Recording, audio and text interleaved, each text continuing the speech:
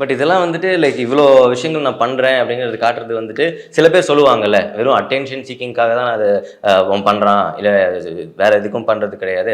ஒரு அட்டென்ஷனுக்காக அவன் பண்ணுறான். ஏன்னா வந்துட்டு இப்படி ஒரு சேலஞ்ச் கொடுத்துட்டோம் அப்படின்னா எல்லாரும் பார்ப்பாங்க அப்படிங்கிறதுக்காக தான் அவன் பண்ணுறான் அப்படின்னு சொல்கிறவங்களுக்கு நீங்கள் என்ன சொல்லணும்னு நினைக்கிறீங்க? அவங்க சொல்கிறோம் சொல்லிட்டோண்ணா, அது அவங்க பாயிண்ட் ஆஃப் வியூ. பட் நான் பண்ணுறதுக்கு காரணம் என்னால் ஒரு விஷயம் இறங்கிட்டுனா அது ஜெயிக்காமல் விட்டு போகக்கூடாது. என் மேலேயே நம்பிக்கை ஒன்று பண்ணுறேன். பார்க்குறவங்களுக்கும் இது ஒரு இன்ஸ்பைரிங்காக இருக்கலாம்ண்ணா. இவ்வளோ உழைக்கிறான், நம்மளும் உழைக்கணும் அப்படின்னு சொல்லி.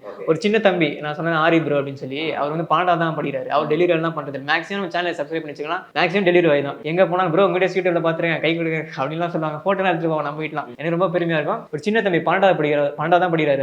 அவர் டெலிவரி பண்ணுற பையன் கிடையாது. அவர் வந்து நம்ம வீடியோஸ் பார்த்து ப்ரோ உங்கள் வீடியோ பார்த்தோன்னே பயங்கர மோட்டிவேஷனாக இருக்குது, இன்ஸ்பைரிங்காக இருக்குது, உங்களை மாதிரி எனக்கு உழைக்கணும்னு தோணுது, நீங்கள் தான் ப்ரோ என் இன்ஸ்பிரேஷன், லைஃப் நான் மறக்க மாட்டேன் அப்படின்னு சொல்லி நான் கூட இன்ஸ்டாவில் போட்டிருப்பேன், ஸ்டோரி ஹைலைட் வச்சிருப்பேன். இந்த மாதிரிலாம் பண்ணுறாங்க.